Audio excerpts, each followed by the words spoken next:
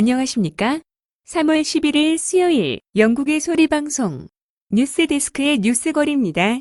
오늘 첫 소식은 영국 하원 의원이자 보건성 차관인 나딘 도리스 여사가 아이러니하게도 코로나 바이러스에 감염되어 어제 늦게부터 격리 치료를 받고 있다는 소식입니다. 관계자들의 우려는 도리스 차관이 목요일 보리스 수상과도 만났다는 것입니다. 일간지 더 타임즈 신문과의 인터뷰에서 도리스 의원은 지난 금요일부터 몸 컨디션이 좋지 않았다. 그래서 어제 화요일 오후 검사를 받았는데 양성 반응이 나왔다. 라고 말했다고 합니다. 어떤 경로로 여성 의원이 감염되었는지는 확실치 않으나 현재 그녀는 격리된 병동에서 치료를 받고 있다고 합니다. 그녀의 증상은 마른 기침에 고열이 있고 가슴을 쥐어짜는 통증이 있다고 합니다. 그녀는 지난주 계속 의회에서 일했고 목요일에는 수상권조에서 있었던 세계 여성의 날 행사에 초대되어 보리스 수상과도 미팅을 했던 것으로 알려졌습니다. 코로나 대책 관련자들은 최근 도리스 의원과 만난 의원들 및 지역구 사람들이 보고해 줄 것을 요청했고 의회도 당분간 폐쇄할 것을 검토 중인 것으로 알려졌습니다. 다음은 1993년 영국민의 관심을 모았던 살인사건에 주인공이 감옥에서 풀려난다는 소식에 관심이 집중되고 있습니다. 당시 3살이던 피살자 제임스 불전은 엄마와 쇼핑 상가에 같이 돌아다니고 있었습니다. 10살 먹은 살인자 존 베네블과 로버트 톰슨은 엄마 손을 놓고 여기저기 두리번거리던 제임스를 꼬여서 찰길로 데리고 갔습니다. 그곳에서 두 살인자는 제임스를 고문하고 마지막엔 돌로 쳐서 죽였습니다. 그들은 죽은 제임스를 찰길에 놓고 각자의 집으로 돌아갔습니다. 지금처럼 CCTV가 많지 않던 시절 경찰은 수사 끝에 존 베네블과 로버트 톰슨을 붙잡아서 재판에 넘겼습니다. 각각 20년의 선고를 받고 수감되었습니다.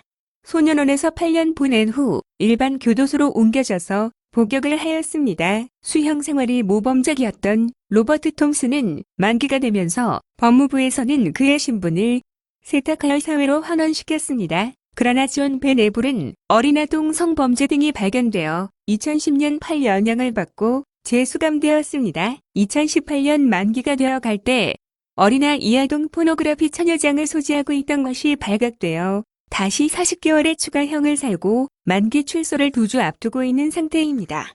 수감자 감면위원회는 금년 38살의 존 베네블의 만기 출소를 앞두고 그의 교정 상태를 검토하고 있는 것으로 알려졌습니다.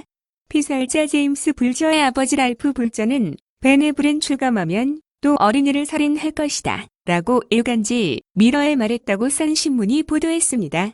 다음은 영국 중앙은행이 오늘 기본 이자율을 최저 수준으로 낮추어 발표하였습니다. 기존의 0.75%에서 0.5%를 낮춘 0.25%입니다.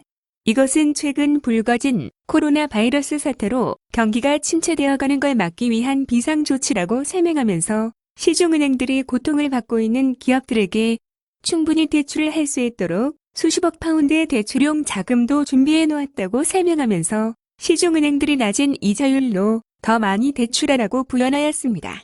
다음은 제네바에서 열리고 있는 43차 유엔 인권회사회에서 어제 3월 10일 유엔 인권위 최고대표 미셸 바첼레트가 보고한 내용을 본방 제작팀장 박지연 팀장이 번역만 하여 그대로 보도해드립니다.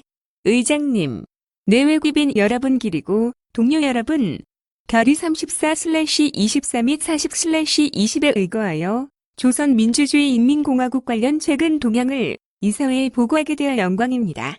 결의 34/24 및 40/20에 따라 인권 최고대표 사무소는 모니터링 및 기록 활동을 강화했고 정보 및 증거 저장소를 지속적으로 구축했으며 향후 책임 규명을 위한 전략을 모색 중에 있습니다.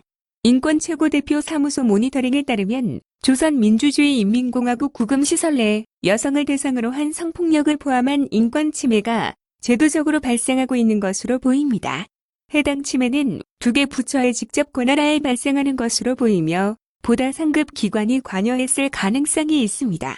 이는 반인도 범죄에 준할 수 있으며 조선민주주의인민공화국 관료들의 개인 형사 책임과 연관지을 수 있습니다.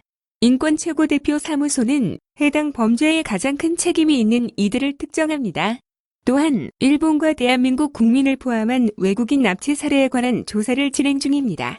이에 더해 인권 최고대표 사무소는 여러 책임 규명 방안을 모색하고 발전시키기 위해 국가, 시민사회, 기타 조력자들과 협의하고 있습니다. 전 세계 피해자 및 이들 대리인이 보편적 관할권 원칙을 근거로 책임을 물을 수 있는 방안도 포함됩니다. 의장님, 인권 최고대표 사무소의 조선민주주의인민공화국에 관한 책임 규명 프로젝트는 책임 규명을 도모할 수 있는 역사적이면서도 도전적인 기회입니다. 조선민주주의인민공화국으로부터 정보를 얻기 어려운 점, 국제범죄 혐의의 규모, 그리고 해당 범죄 혐의가 발생한 기간으로 인해 책임 규명 업무는 한층 복잡해질 수밖에 없습니다.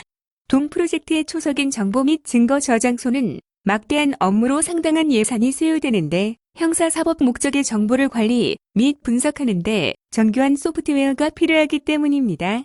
인권 최고대표 사무소는 최소한의 직원과 함정된 예산으로 해당 이인 권한을 수행 중입니다. 향후 책임 규명 전략 지원을 위해 인권 최고대표 사무소와 협력하고 동 사무소가 해당 업무를 지속해 나갈 수 있도록 필요한 지원을 해줄 것을 이사회와 회원국에 촉구합니다.